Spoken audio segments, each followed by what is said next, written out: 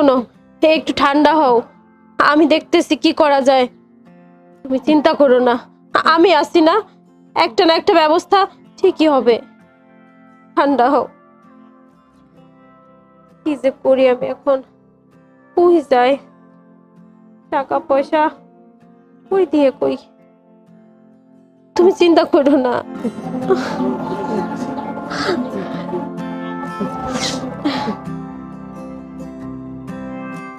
হ্যাঁ আচ্ছা শোনো, তুমি থাকো, আমি একটু মহাজনের কাছে যাই আসি। থাকো কিন্তু, থাকো।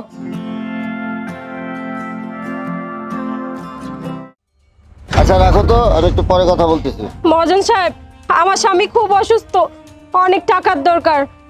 আমার স্বামী তো আপনার ওইখানে কাজ করতো, বেতনের কিছু অগ্রিম টাকা দেন না মহাজন সাহেব? চিকিৎসা করে তো অনেক টাকা লাগবে। শোনো, আমি অগ্রিম টাকার মানুষ, আমি কাউরে অগ্রিম টাকা দিই। আর তোমার জামাই আজকে অসুস্থ, কালকে ঠান্ডা, তোমার এটা লাগবে কই, অনেক টাকা আমার কাছে নিই, আমি টাকা টাকা দিতে পারবো। একটু দয়া করেন মহাজন সাহেব, এখন আমি কি করব? হ্যাঁ উপায় তো একটা আছে।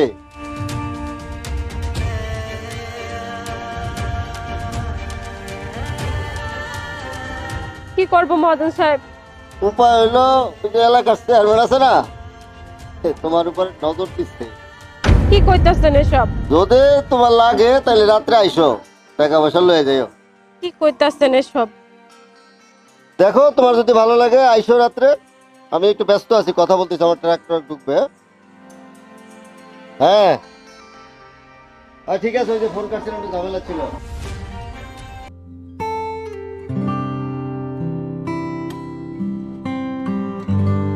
ডাক্তার আপা, হ্যাঁ কি হয়েছে বলো। ডাক্তার আপা, আমার স্বামীটার একটু ভর্তি করে নেন না। আজকে যদি ভর্তি না করেন, ও কিন্তু রাত্রের মধ্যেই মারা যাইবো। ভর্তি তো করবো, আমি কি না করছি ভর্তি করবো না? টাকা আনছো, টাকা ছাড়া তো আর কাজ হবে না, তাই না? ডাক্তার আপা, এতগুলান টাকা আমরা জোগাড় করতে পারি নাই।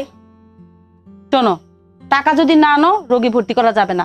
হাসপাতালে একটা বেড খালি নাই, আমি কি তোমার জামাইরে কি ফ্রিতে ভর্তি করাবো নাকি? এক হাতে টাকা আনবা, এক হাতে তোমার জামাইরে আনবা, তারপর হচ্ছে ভর্তি করাবো। ডাক্তার আপা, কিস্তিতে টাকা গুলান দেই, একটু ভর্তি করে নেন। কি শুরু করছো? আমার সময় নষ্ট করবে না তো। যাও টাকার ব্যবস্থা করো, টাকার ব্যবস্থা করে তারপর জামাইরে নিয়ে আসবা। ডাক্তার আপাও চলে গেল, কি করব এখন? আবার হেরেও বাড়ি একা রেখে আসছি। উফ, যাই, বাড়িতেই যাই।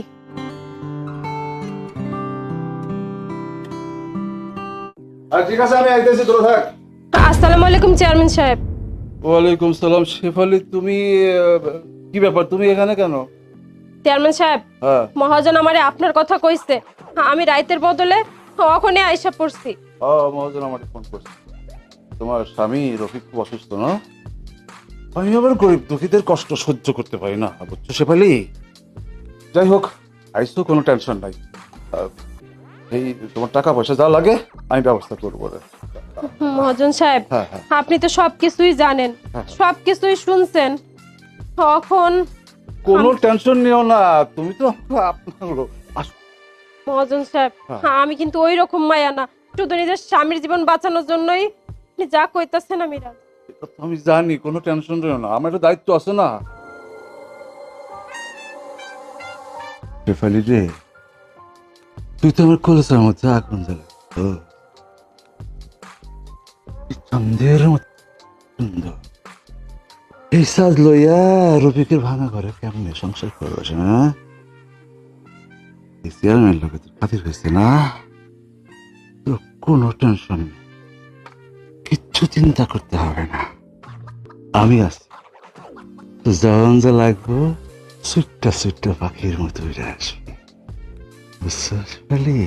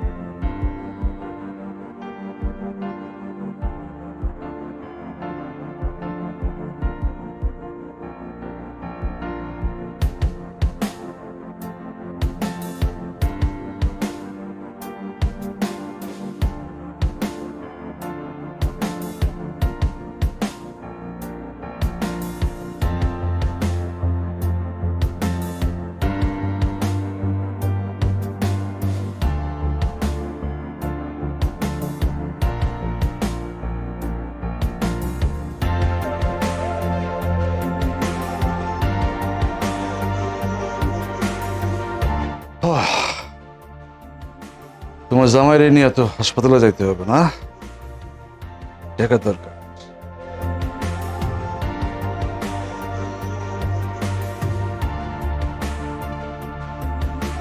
শোনো, এটা নাও, আর সপ্তাহে 2 দিন করে তুমি আমার কাছে আসবা, লজ্জা পাইও না। আসি, ঠিক আছে? না চেয়ারম্যান সাহেব, আমার আর দরকার নাই। আমার স্বামী অসুস্থ, এই জন্যে আজ আমি আপনার কাছে আইছি। আপনি যা ভাবতেছেন আমি ওই ধরনের মাইয়া, ওই ধরনের মাইয়া এরপর থেকে আর আসবো না। আপনি আমাদের জন্য দোয়া করেন। আচ্ছা যাও।